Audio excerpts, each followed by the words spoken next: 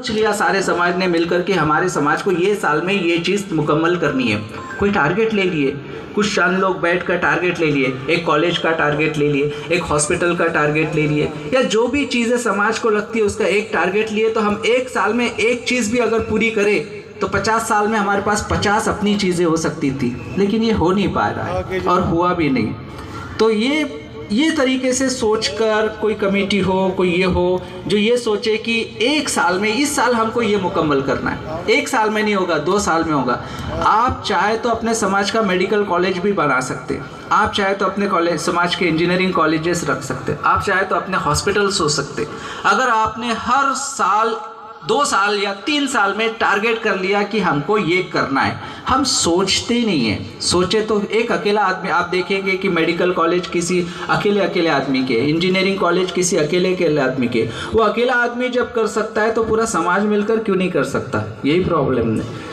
तो ये कर सकते हैं। हमने हर साल एक टारगेट बनाई है, 2 साल 3 साल का एक टारगेट बनाई है।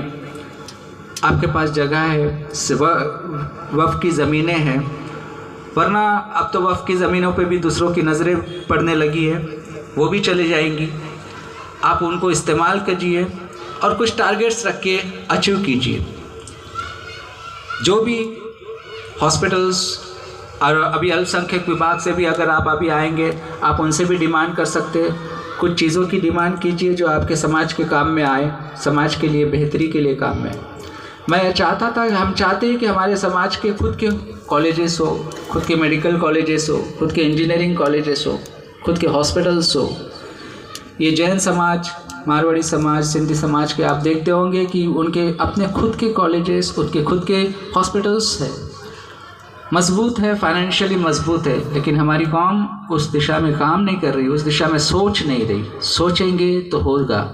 जिसने भी सोचा, जैसा भी सोचा, वो होता ही है। सिर्फ सोच की ज़रूरत है, या फिर जो सोचते हैं उन्हें आगे बढ़ाइए, उनका हौसला अफजाई कीजिए, सोचने वालों की हौसला अफजाई कीजिए। उन्हें जो सोच कर वो मुकम्मल करने की ताकत रखते हैं, उनकी हौसला अफजाई की, वो आपके ही काम में आएंगे, आपके कौम के काम में आएगा।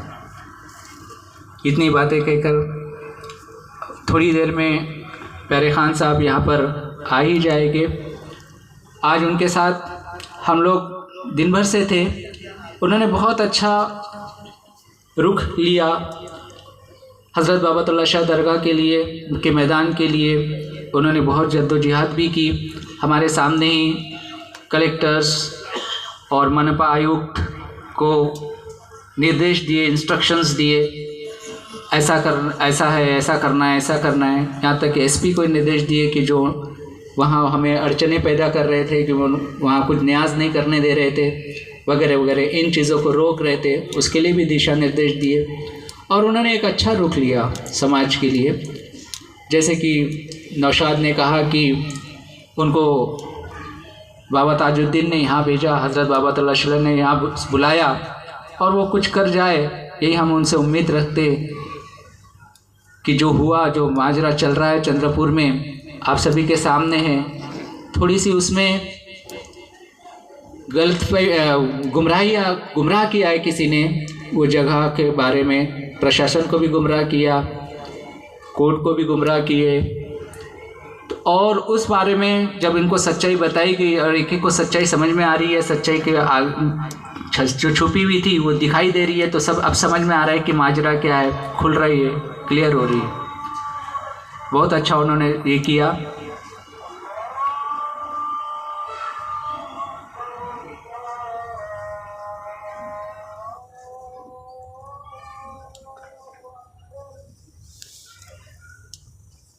पॉलिटेक्निक, ये 3 पॉलिटेक्निक्स चंद्रपुर में। और अभी हम लोग ऐसी डिस्कशन कर रहे थे तो हम देखे कि ये तीनों भी कॉलेज के जो टॉपर्स है वो मुस्लिम्स है। बच्चियाँ जैसे 90% मार्क्स लेके तीनों भी कॉलेजेस में मुस्लिम्स टॉपर्स है। तो ऐसा नहीं है कि हम लोग पिछड़े हुए हैं या फिर हम हो नहीं रहा, लेकिन कहाँ पता नहीं कहाँ गुम हो जा रहे हैं। आगे जाके ये टैलेंट आगे नहीं बढ़ पाता, ये टैलेंट आगे उतना ये नहीं हो जाता है, गुम हो जाता है कहीं जाके। वरना हर कॉलेजेस में टॉपर्स मुस्लिम्स ही होते, ये तो मैं देखते आ रहा हूँ और हर कई साल से देखते आ रहा हूँ। इसे आगे बढ़ाते रहिए। फिर से मैं कहूँगा कि कुछ ना कुछ हर साल 2 साल में कुछ टारगेट करके, जैसे हम लोग टारगेट करते उसके लिए चंदा भी खड़ा हो जाता है, 2-3 करोड़ का चंदा भी खड़ा हो जाता है। दीनी मामले में हम लोग काफ़ी चीज़ें बना ले रहे, कुछ ऐसा दुनिया के मामले में भी कीजिए। दुनिया के मामले में भी कुछ सोचने का सोचिए कि ये बनाना है और उसे मुकम्मल करें। ये मैं सभी से उम्मीद करता हूँ और सभी से इस बात से अब आगे रुखसत लेता हूँ। बहुत बहुत शुक्रिया अल्ताफ़ खान सर। सबसे ज़्यादा जो इम्पोर्टेंट है, ज़्यादा ज़रूरी है, अगर वो एजुकेशन और उसके साथ साथ हर एक फील्ड में आगे रहने की ज़रूरत है। इत्तेफाक की बात है कि पढ़ाई की बात चल रही थी और मैं जिस पेज पे लिख रहा था उसमें टॉपर्स के नाम लिखे थे।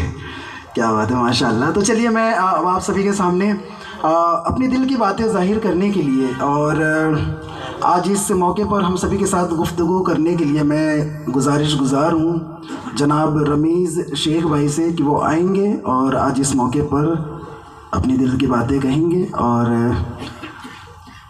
हम सभी के साथ अपनी बातें साझा करेंगे। इनका भी इस्तकबाल करेंगे। अस्सलाम वालेकुम। आज हमारे बीच जो शख्सियत आने वाले हैं जनाब प्यारे खान साहब, जो आएंगे हमारे चंद्रपुर के अल्पसंख्यक विभाग के जो अध्यक्ष हैं। हमारे यहाँ पे क्या सिचुएशन है, किन परिस्थितियों से हमारा अल्पसंख्यक विभाग गुजर रहा है, आज हम उनके सामने अपने मुद्दे रखेंगे।